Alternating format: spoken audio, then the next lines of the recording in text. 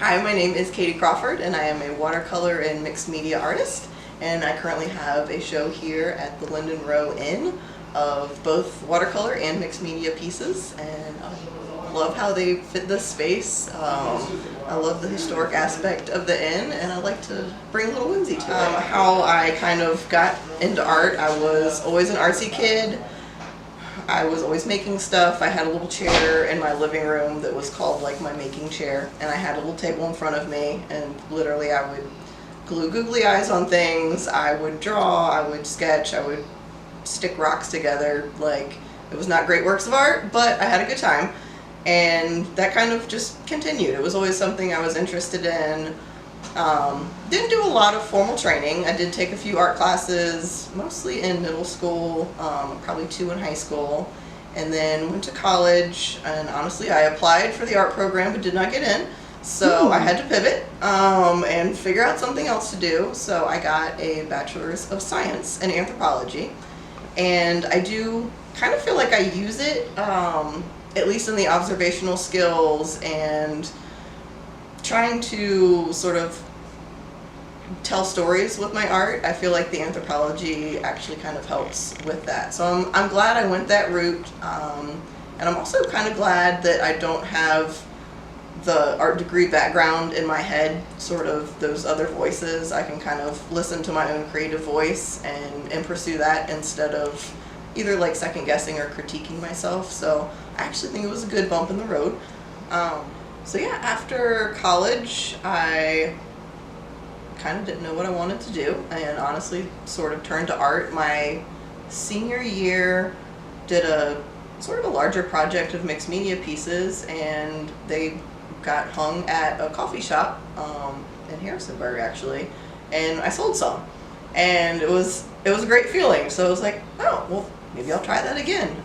So I went home. My parents own an antique store, and they kind of gave me a little corner in the store. So I continued to make art when I wasn't working, and continued to sell it. And so it actually kind of snowballed. I started doing fine art festivals after that, which are a lot of work, very, very hard. But you get to meet all kinds of people that way, and I do think starting out with those festivals helped my creative process, and that I got continual interaction with people of how people interacted with art and how people want to interact with an artist and artwork. And so it gave sort of the platform to figure out that I wanted to create art that was my voice, but also allowed for the viewer to have space in it too. And so in that way, through those conversations, I realized I really wanted to create these visual conversations where I bring my history, my thoughts, my kind of look on life, but then I leave room for somebody else to bring in theirs, and then we actually kind of meet in the middle and we have a conversation instead of just me being like, hey, this is what I think. And from that sort of vantage point, I have had so many great conversations with people about their lives. And what's been cool about that is that people want to tell me their stories now. I have given them a little bit of room, and people will tell me, this bear reminds me of my uncle, or this squirrel reminds me of my mom. And it's really cool. It becomes personal to them. And in that way, I feel like I have really given them a space to remember something, even though it was something that I had created to begin with. And I enjoy that part of my work. And I think that's why I gravitate more towards whimsical subject matter. I like to say that I tell human stories with animal characters, and it's because I think it helps us get out of our own way sometimes. I feel like I'll see people start to visualize themselves as the characters, or they'll visualize their families as the characters. And there's a reason why a lot of kids' books use animals. It's like we tend to see ourselves in them. And I like to take that, but also to give it a little more sophistication. So I like to kind of take like the whimsy of childhood and then the like philosophical reflective part of adulthood and bring them together as well. So that's another aspect of my work that I try to continue to work on, is how to bring those two together. And it's fun. I enjoy it, which is the other part of my work, is that I truly love creating the pieces, and I hope that that comes through. I feel like it does. And even when I've done either darker pieces for me or pieces that were about harder concepts that I was working through, I think I still managed to find a hopefulness in them and an authenticity in them that didn't feel like I was telling a story that still wasn't my own voice. So somehow kind of right in the line between keeping my voice but also speaking to others as well. And that's been a really fun part of the creation process. I did want to talk about, I have two different main styles that I jump between, both of which are on display here, and that is straight watercolor, where I use pencil and watercolor, and then my mixed media pieces. And the two are very different look-wise, but they're also very different mentally when I create them. And so the straight watercolor, it's very planned out, it's very technical. I'm in control of the whole narrative. I draw out the very detailed sketches, I use very small paintbrushes, and it's controlled. Watercolor itself is hard to control, but I like that about it. I'll talk about that in a minute.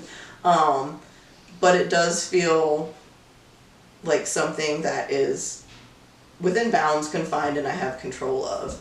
The other part is the mixed media pieces, and those I do with gouache, I do with gesso, and then the watercolor as well.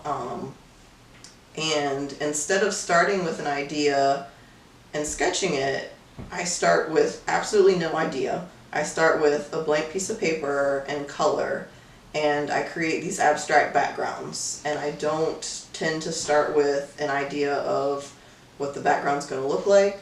Usually I don't even know what colors I'm going to start with. I just go, I pull some paints out, and I just start moving it around. And that, I think the experimentation of that particular start is so completely different that it keeps my mind fresh and I don't burn out.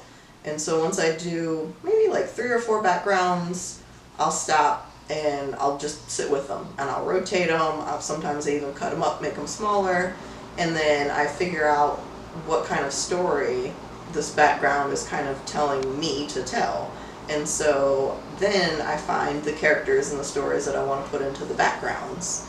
And so like the piece that's around the corner, it's called Ponder, and it's a rabbit sitting under a tree. It's got some rocks at the bottom, but that just started out as an abstract, and I like the freedom that those bring, and I like you get surprised by them, or like when I'm working I'm surprised by them because I'll find things that I wasn't intending, and so then I get to kind of go off on a tangent. And then after I do that, I'm like done with my experiments. I'm like, okay, that's cool, that's great. Now I need to go back to like controlling the narrative again. And so I just usually flip-flop between them.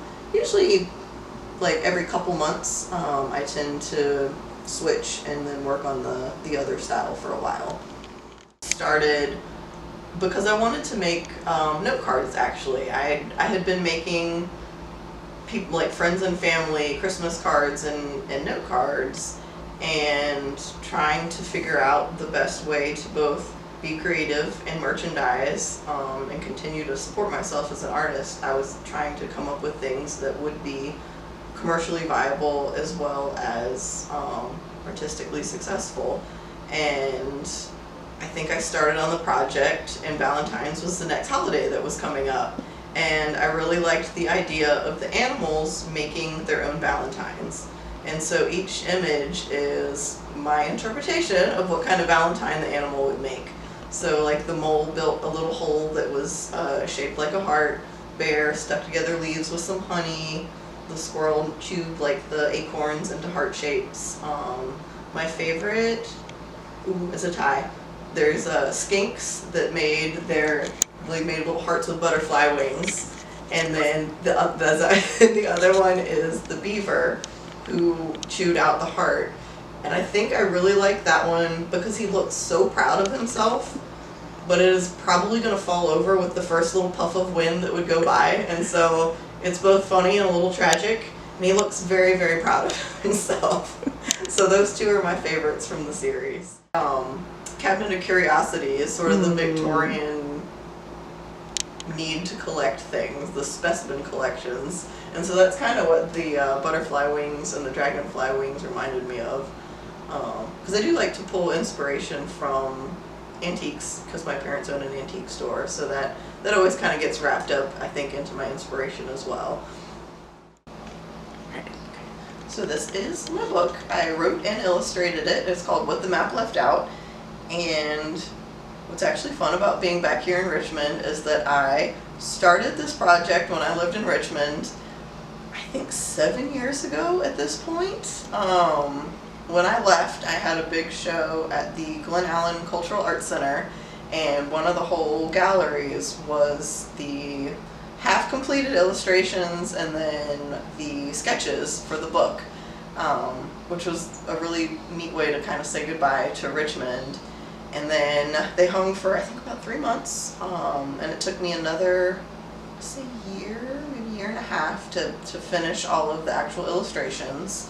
And it's now an actual book, so I got it published. I still have all the illustrations, which is cool, and I just love that they were all hand-done illustrations, so they were not digital in any way. I had them photographed by my printer in California.